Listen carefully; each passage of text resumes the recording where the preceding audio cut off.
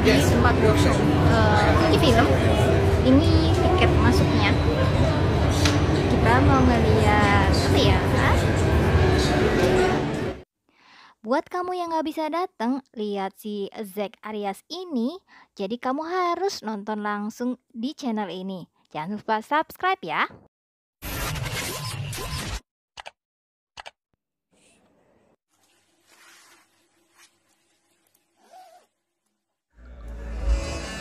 Nah, teman-teman, langsung aja nih kita simak. Zack Arias, please welcome the Zack Arias.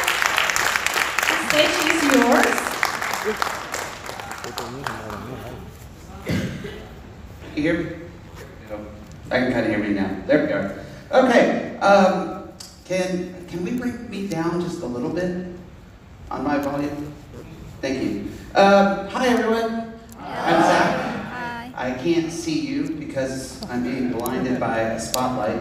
I would like to thank all my friends at Fuji for bringing me on this Southeast Asia tour. This is my first time to Indonesia. I am absolutely falling in love with this city and this country. I didn't have any expectations for Jakarta. I didn't know, if I was going to love this place or not, or be indifferent. But after being here for the last few days and getting shown around town some, I love your traffic. It's fantastic. It's really some of the best traffic I've seen in all the world.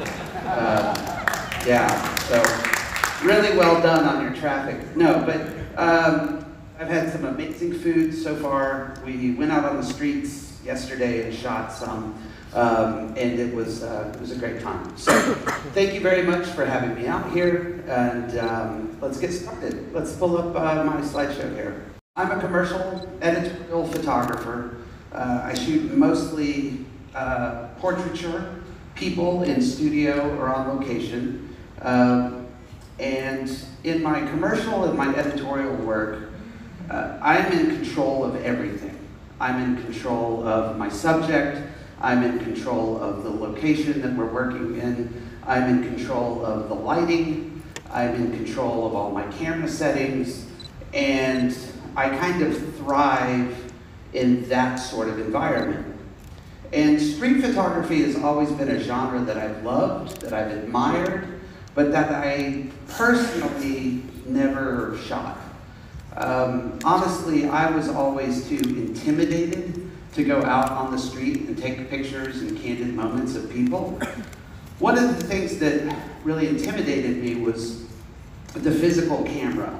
So I've shot DSLRs for years, and I always had, some sort of, not always, but for a long time, I've had pro-level DSLR bodies with battery grips and a 2.8 zoom lens. And whenever I would travel for work, and I'd go out to the city or the place where I was traveling to, I would take my big DSLR and a couple of lenses, and by the end of the day, my shoulder hurt. I'd end up taking just a bunch of stupid pictures that I would never use. They just sit on a hard drive somewhere. They'll never see the light of day. I never took anything really interesting. And I always wanted a small camera that I could take with me anywhere, that I could pull out and just take pictures. And I went through a series of point and shoot cameras. I went through the Canon G series. I went through the Olympus Tough series. I bought a little Sony ones. And they were nice little cameras, but coming from the commercial world, I base image quality on how well you can print the image. And if it doesn't print well, then I really don't like that camera. So what would end up happening is I would just take a million photos on my phone, right? Take a bunch of pictures on your phone. And the thing I've learned is that iPhone photos look the best on an iPhone, right? You take a picture on your iPhone or your whatever now these days, and you look at it and you go, oh my God, I cannot believe that my phone can take that kind of picture, right? And now it's getting to the point where I can't believe that my camera can actually make a phone call, right? But then you pull that into Lightroom or you go make a print of it, and if everything's not perfect, it kind of falls apart. And so some years ago, I was teaching a workshop in San Francisco. This guy showed up to the workshop, and he had a little Fuji X100. And he just was walking around with this, and I was like, oh, what is that? Like, that's gorgeous. What is that thing? And he's like, oh, this is the brand new Fuji. It just came out. It's a little buggy. That was an understatement. He's like, yeah, it's a cool little camera. I'm enjoying it. And so he let me shoot with it that day during the workshop. And I sat and I couldn't figure it out. The focus wouldn't work. And the buttons were weird. And it seemed kind of slow and glitchy. And, but I absolutely fell in love with it and ordered one the next day. And a week after I got the X100, I had a trip to New York. I had an extra day in New York that I could just walk around the city. And I started taking pictures with my little X100. And that was kind of where my love for street photography began. I now had this very tiny, small, capable camera that was absolutely silent. Like, you can't? You hear that? You don't, because it's so quiet. And I was no longer intimidated by my equipment. I'm not saying that you can't shoot street with it, without a small, quiet camera. There are many great photographers who shoot street with, DSLRs and the like. Look at Vivian Mayer's work. Vivian Mayer was shooting street photography with a twin lens reflex camera that only held 12 shots at a time. And she would set up a shot and go ka-chunk. Super loud, right? Not quite the quietest thing. But the X100 made me start falling in love with photography. So, let me try my clicker. There we go. So I call this Waiting for Humanity, because this is how I've kind of learned how to shoot street photography. I didn't know, I knew how to take pictures, I knew how to create photography, but when it came to shooting on the street, I had no idea what I was doing, or what I was looking for, or how to approach it. So I just got a little small camera and started walking around as I traveled. And what I would find is I would show up someplace, and I would be drawn to the light, I'd be drawn to texture and color, and I would take that picture, click, and I'd walk along, and then, that classic picture of a red door with green ivy growing around it, you go click. It's all pictures you can get off of a stock site for 50 cents. So I was taking all these dumb pictures, and I realized, there's no people in my photographs. And I'm a people person, I'm a people photographer. And I realized that I was drawn to places and things, but I wasn't being patient or brave enough to wait for people. So I kind of stopped taking these kind of pictures and started waiting for someone to come in. And the importance to me for adding a person or people into the picture is it gives you a sense of the place, it gives you a sense of the culture, it gives you a sense of the fashion of the area or the time or day. It also gives you a sense of scale. Are you in a small, confined little area? Or are you in a really large, huge, expansive kind of area? If you add a human somewhere into your photo, you give the viewer the ability to figure out, the space that they're in. So I started, walking around, and whenever I'm drawn to something, I'm typically drawn to light and shadows and repetitive shape and form.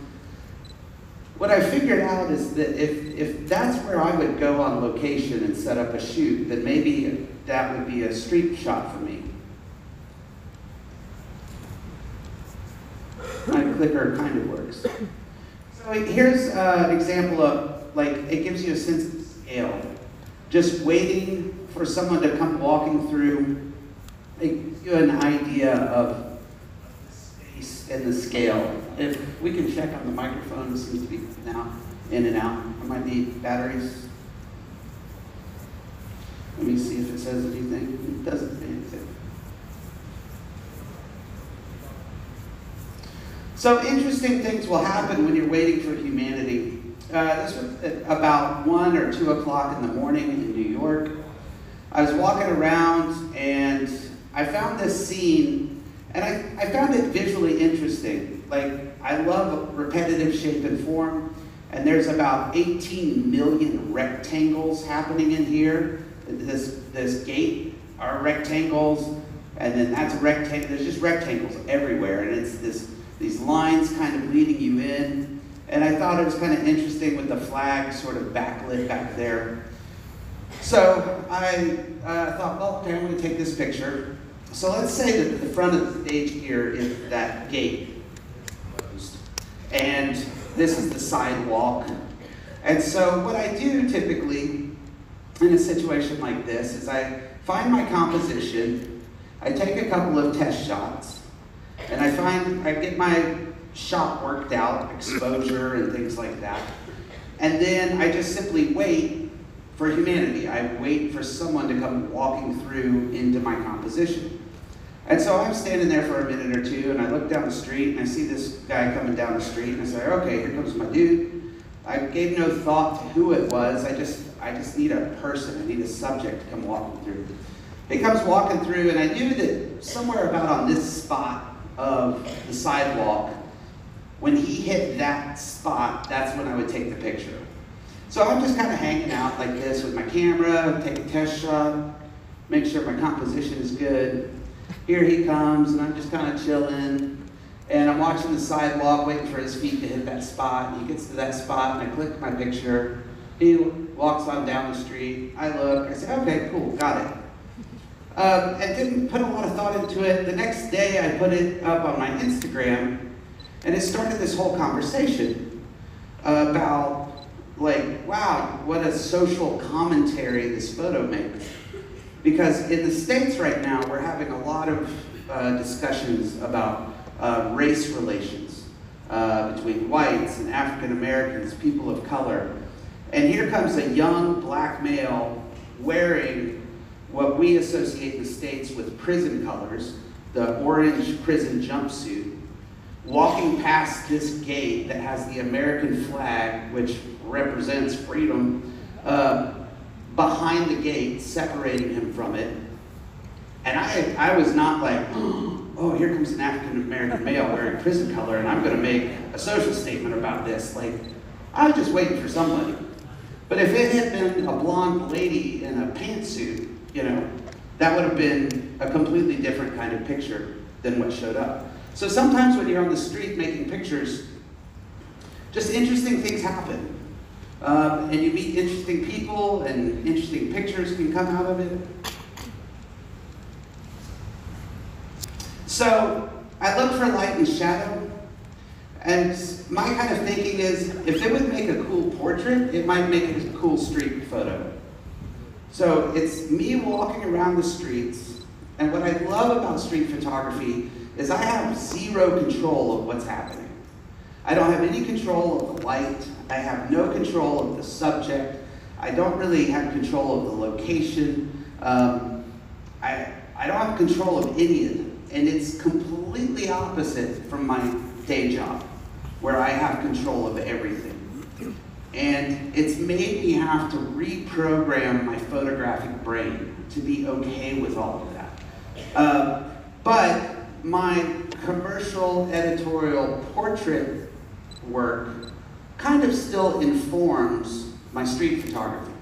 So I'm drawn to that light, I'm drawn to that background, I'm drawn to that texture or that color that I would be drawn to in a commercial shoot. And now I'm trying to see what it turns into in street photography.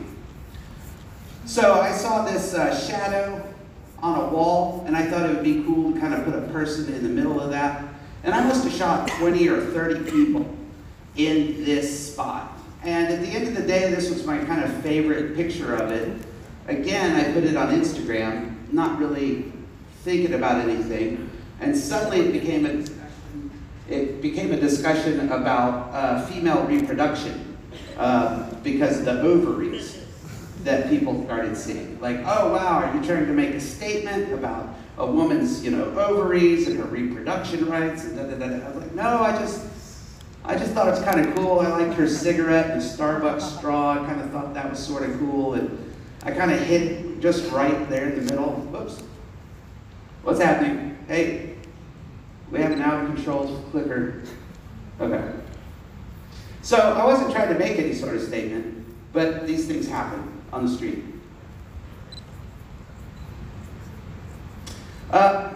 Again, looking for light. This is a little bike, little bike taxi in Havana, Cuba. And the dude was just like hanging out, watching people in the park across the street. He was just kind of lost in his own world. And as he was sitting there, the sun behind him was hitting his little side view mirror and lighting his face. And I really liked that light. And what I found that is if you're a little inconspicuous and you're walking around, and if people are just lost in their own world, you can come up pretty quickly, grab a picture, and kind of make your way down the road. When people sit in pretty light, I've got to take their picture. This old grandpa sitting there having his smoke and his coffee, and there's just beautiful light coming down on him, backlighting his smoke, and it just was a quiet, nice little scene. I just popped my head in, grabbed a picture real quick, and moved on down.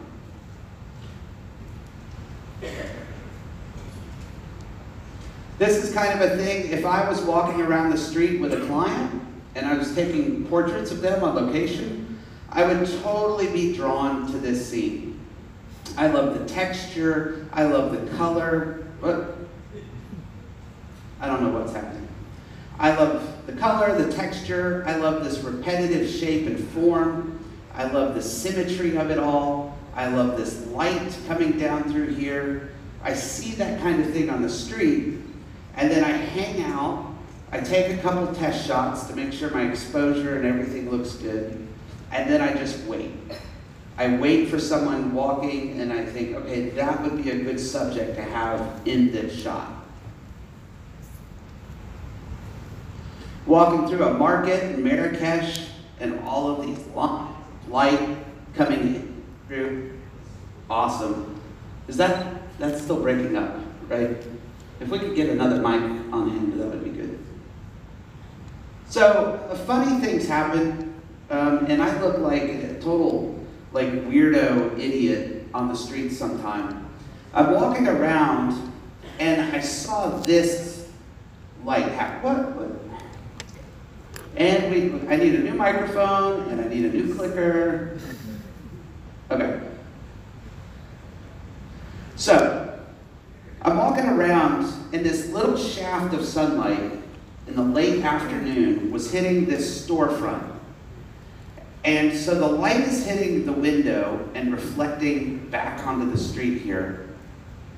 And there was this chrome trim around the door. And that chrome trim was making this, Pete's sakes.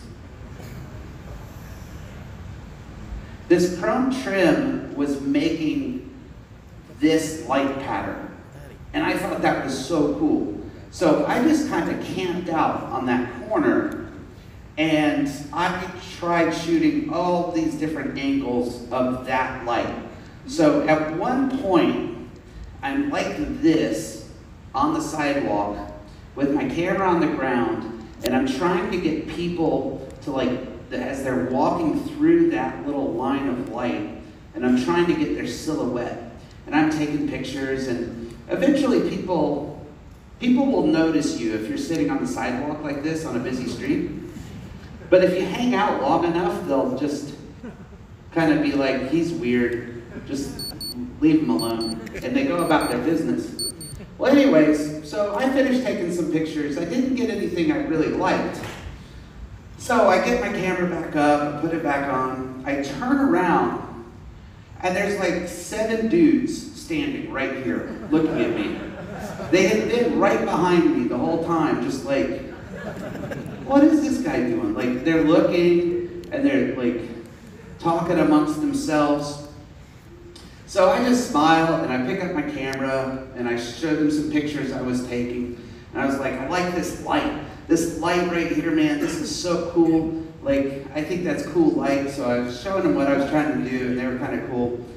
And one of them was sort of the ringleader. He looked like this. He looked like this, like, mafia boss. And these were his boys, like, he was hanging out with. So I turned to him and I said, can I take your picture in this light? And he's like, yeah, sure. So I place him in that light and take a picture of him. And usually when I'm walking around on the street for the day, I have a little man purse, my little man bag. And that's got my like extra batteries, extra memory cards, and an Instax printer.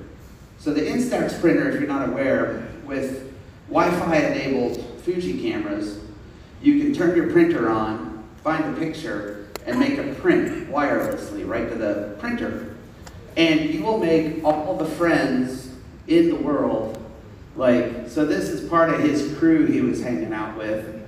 So I made a shot of him, made him a print, and then every single person wanted a picture after that. They all started lining up in that little shaft of light, and I take a picture and make a print, and take a picture and make a print. The problem is once you give one person a print on the street, everybody wants a print.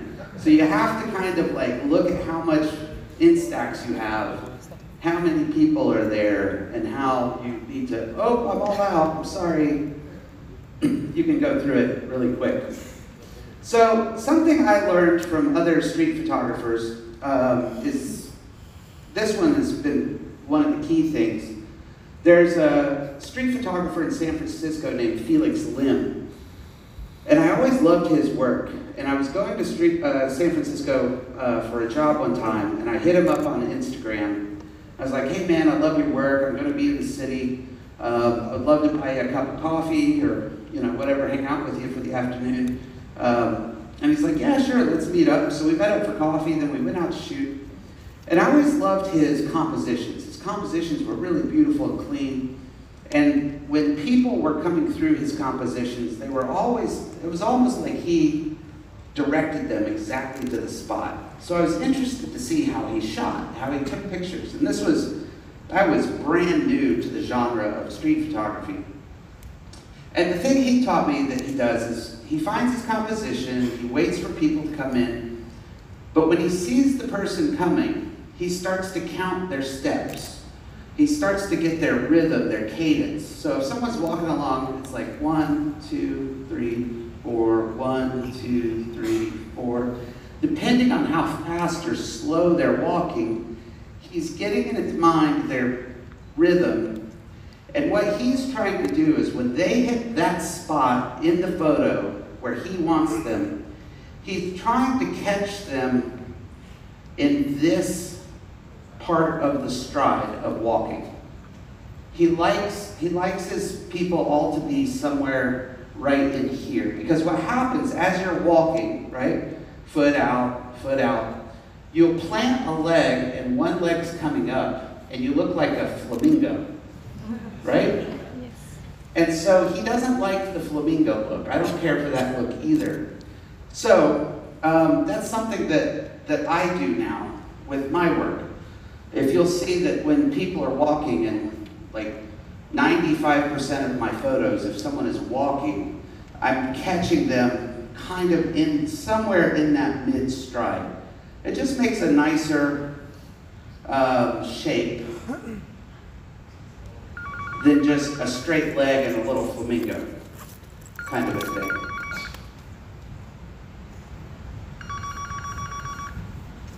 Hello. And you're lucky when everyone is in step with each other. This is one of my favorites.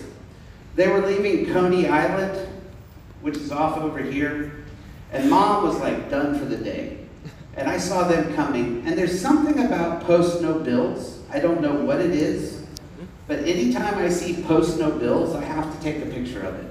I don't know why. There's zero reason to it. But I've learned in my photographic life that if you're if you're drawn to something, if you're attracted to some sort of subject material, no matter what it is, if you think coffee cups are cool and you always have to photograph coffee cups for whatever reason, just photograph coffee cups and just throw them in a file, because you may not know, like in 10 or 15 or 20 years, you suddenly may have this like body of work of something that has to do with coffee cups. So I don't know why I should post no bills, but if it says post no bills, I'm probably going to take a picture. So I just love this. Mom is like done for the day. You can just see on her face. She is done, she's had it, she wants to go home. And she's like walking like a soldier, like just like dragging him behind. Here we go, we're going home. And he's got this kind of soft little lilt, and he's looking back, and he wants to go back to Coney Island and have fun at the boardwalk. And she wants to go home. But that like loving mother's hand, like firm, but still kind of gentle. It's just, this is one of my favorites. Sekian dulu ya, nanti kita lanjut lagi. Jangan lupa untuk di subscribe.